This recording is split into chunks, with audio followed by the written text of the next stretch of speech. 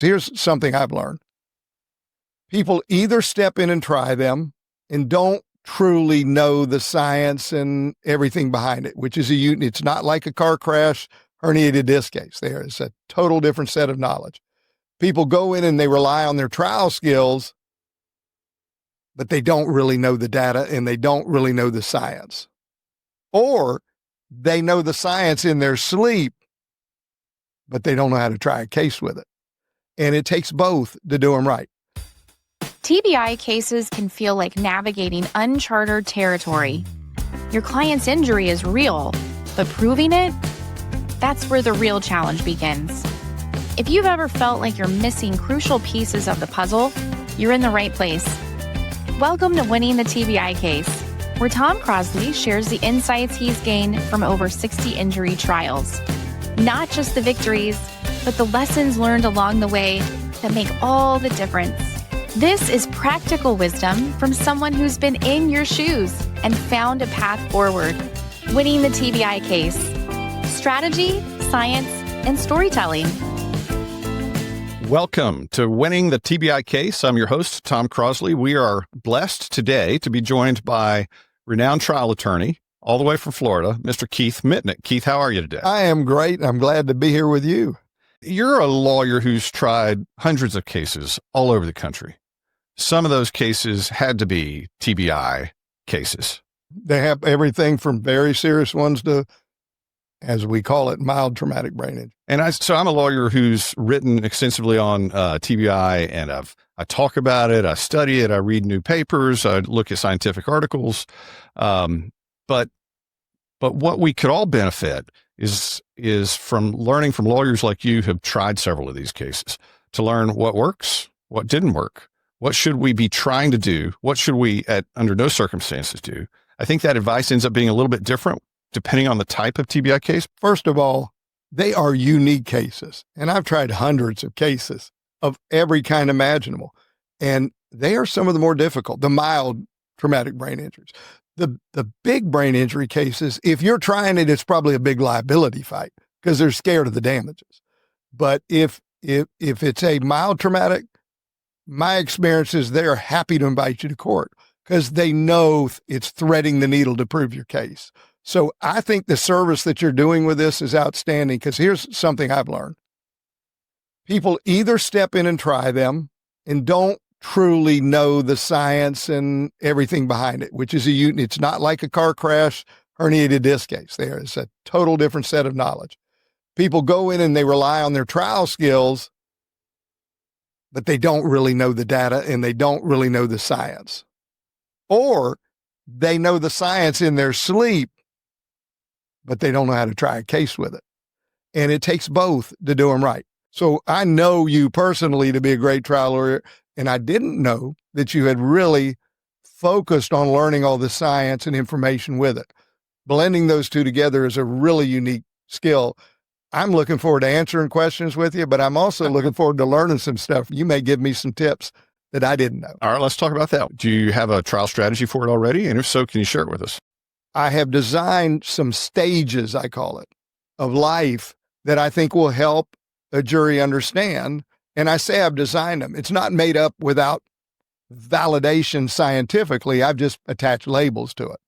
And the idea is when someone is in infant stage, their brain is at its most susceptible to the shaking type injuries. We're not talking about an orthopedic injury where you need a car hit hard to cause an orthopedic injury.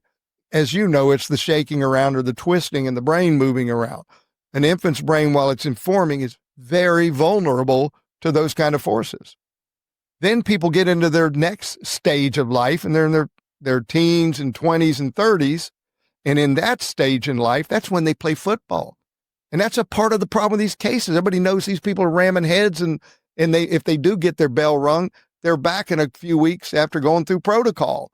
So how could you have a lifelong injury from this crash and you didn't even hit your head? And so it's a disconnect to the jury.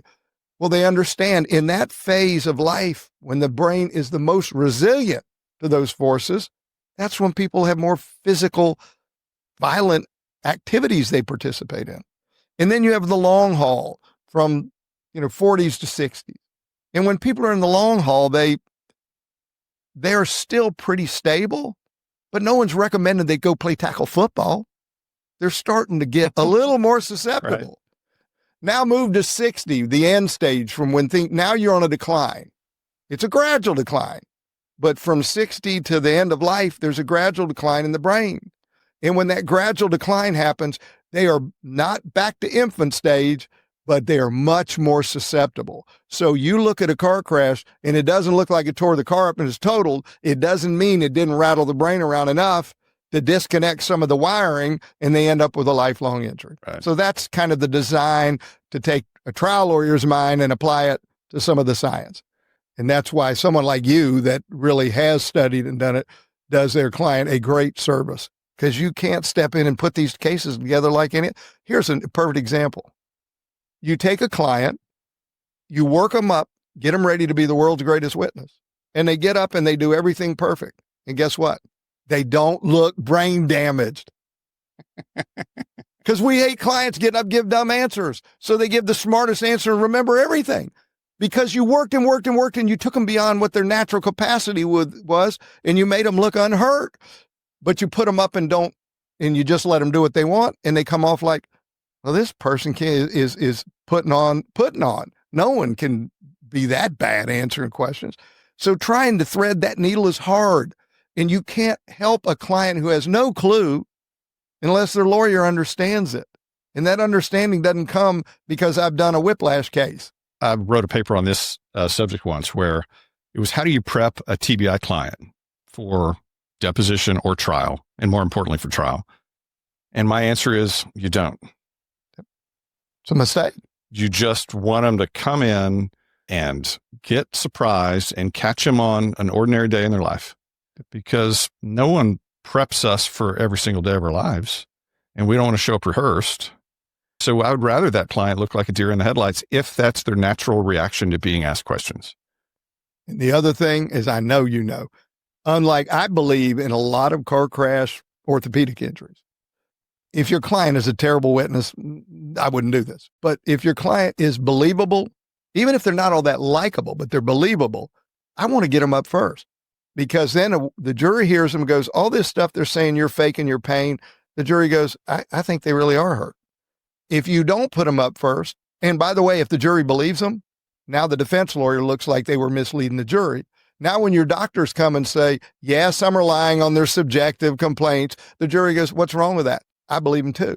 If you haven't put them up, they hear all that and they go, well, I'm going to have to wait till this doctor's long gone to decide whether those subjective complaints are believable. So I'm a big proponent, unless they're really a bad witness, get your client up first, except in a mild TBI. That's the worst thing in the world, because the jurors, there's no winning. Right. If they do a good job, they say you're not hurt. If they do a bad job, they say you're full of nonsense.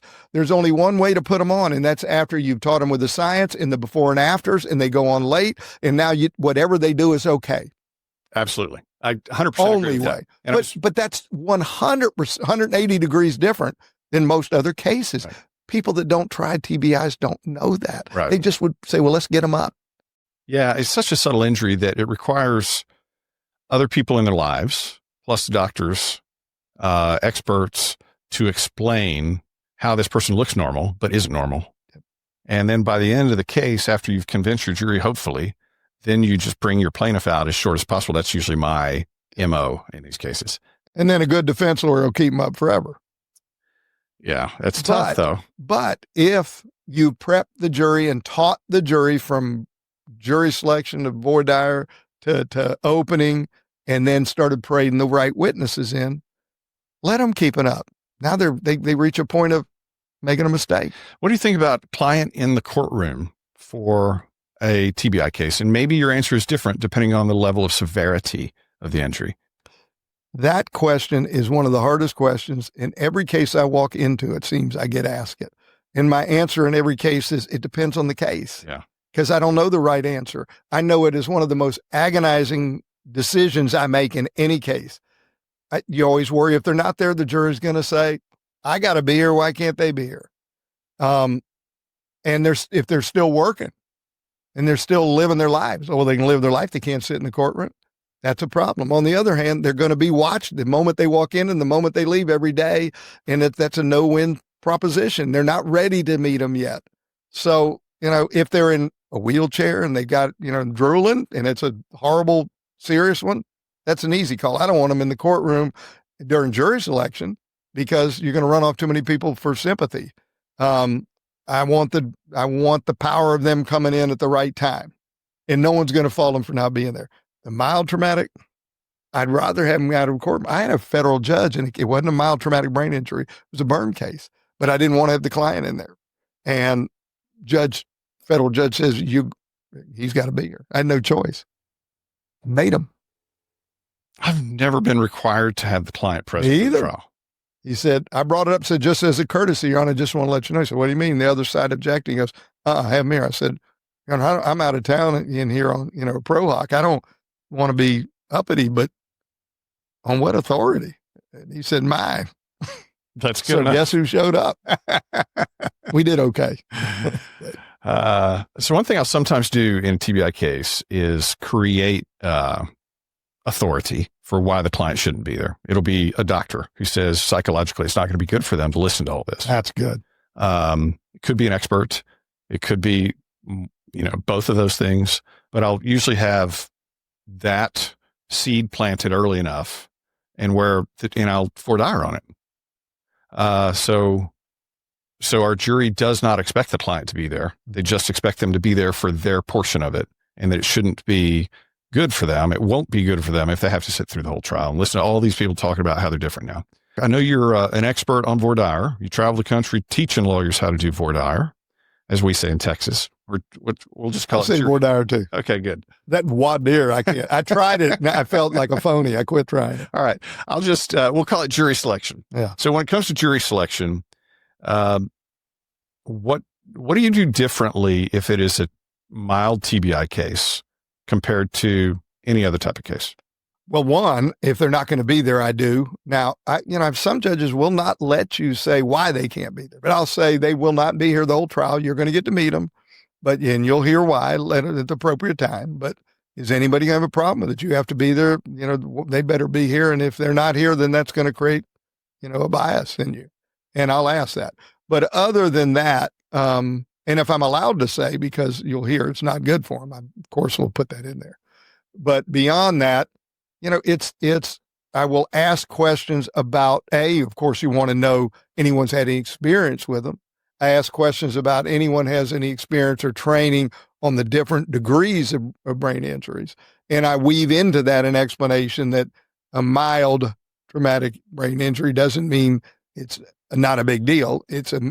And I like, by the way, I'm going to put a pin in that. I like when I explain the different degrees of brain injuries, I start with the worst backwards, which may sound counterintuitive, but if you start with the word mild, it's hard to get that, gets sticky. It sounds not a big deal. Now you're trying to explain it away. Mm-hmm. I'd rather start with the point they're severe and explain that's somebody who is probably in a home somewhere, can't even care for themselves. In moderate, they would be very obvious. If you talk to them, you would know in a moment. They're not all there. They're not right. They may be able to live alone, but they're very outwardly, obviously hurt. It's a matter of severity, the amount of brain bleed, the amount of harm. And then there's what they call mild, which is a degree down, but it's a very serious brain injury. The only reason they call it mild is they've got these, we've already talked about severe and moderate. Where else are we going to go with it? But nobody walks in this courtroom from either side is going to tell you a mild brain injury is no big deal. It is. It just feels better stepping it down. I'll throw some out there. Yeah. It's like a mild case of cancer. Oh, that's good. That's kind of the way I like to use it. Wow. That's very good. I've not heard that anywhere. That's good. I'm going to take that. Yeah, you should take it. I will. But the mild is the label they give it in the first 24 hours. That's all. And so it doesn't tell you how they're going to do 2 years later. So there's lots of interesting ways to deal with those issues in voir dire, but I think the jury selection in a mild TBI case is one of the hardest jury selections there is. Give me a couple of your hot ones. Well, okay, a client's not going to be in the courtroom if I can help it. Not even close. I'm going to talk about, fortunately, it's much easier now in the post post 2010, post NFL concussion settlement, we had everybody knows based on media that the things that happen to your brain in your youth, the insults, the injuries that happen in your youth can have long-term devastating consequences as you age with those injuries. We know this now. We didn't know it 20 or 30 years ago. 20 or 30 years ago, when you played high school football, you probably got your bell rung. And coach if you said, didn't hit with the top of your helmet, you were on the bench. And coach said, rub some dirt on it, Mitnik, and get back out there, or something like that, right? You throw up and get back in. If you threw up twice, you're a baby. And so now we all are conditioned, thanks in large part to media, the studies that came out after the wars in Iraq and Afghanistan, where the signature injury of those wars was mild TBI. We're conditioned to better understand the potential significance of those injuries. That doesn't mean that most of them are going to be significant. It just means that they are potentially significant. If you're finding value in today's episode, here's how you can take your TBI practice to the next level. Subscribe to our newsletter at crosleylaw.com/podcast for exclusive case studies, resources, and trial strategies you won't hear anywhere else. That's crosleylaw.com/podcast, or click the link in the show notes below. Don't just listen to the strategies, implement them. We were talking about the mild TBI and when it's time to pick a jury and why it's so hard to pick the jury in those cases. So client probably not in the courtroom if you can get away with not having them in the courtroom. You agree? Absolutely. All right. What do you do about the fact that almost every single person on the panel at some time has hit their head hard enough to have some of these concussion symptoms, but they probably got well? What do you do with that? I can tell you the one thing I do is I try to get experiences either from someone who works in the field or someone who knows someone or been through something themselves. And then have them talk about, and in it, hopefully you get a juror can add it in. If not, I add it in, that the reaction to it can be completely different. One person walks away and never has another problem from it. Another person has it and they see consequences years later. Another one sees consequences much more frequently. And it's not necessarily about the severity of it. There is a lot of difference in it, and it just depends from individual to individual. Some people have more susceptibilities. It has to do with their age. It has to do with the positioning, how much trauma was involved that you couldn't see from the outside, not the amount of damage to a vehicle. I would like to have that conversation, but it's not necessarily one that you can drive in that direction. And as you know, you can't just turn it into a lecture or you're going to get shut down. You're pre-trying your case. So right. I think it is a very difficult area to do. In my openings, I try to do it through experiences of people or knowledge they have through training or of a loved one, but that's a hit or miss proposition. Thank you, Keith, for sharing this information about trying mild TBI cases. Is there any kind of final advice you would give the practitioner out there who's looking at maybe trying their first one? Honestly, the best advice I can give, and I don't want to sound like I'm trying to throw you some friendly comment. They would be smart to call you or someone like you that's tried a bunch of them and has turned it into a true subspecialty and learned it, because it's a mistake to wade into and think it's like any other case. They're not. And I know you want to do what's right for your clients. Don't let them be the person you learn on. Get with someone who knows it and make sure you know it. It's the right thing to do. Next time on Winning the TBI Case, we'll dive deeper into TBI cases with renowned trial lawyer Keith Mitnik and discuss what makes mild TBI cases so unique when preparing them for trial. If today's episode helped you see your current case in a new light, share it with a colleague who's facing the same challenges in a case. Subscribe wherever you get your podcasts and join our community of trial lawyers who refuse to settle for average results. This has been Winning the TBI Case. Strategy, science, and storytelling with Tom Crosley.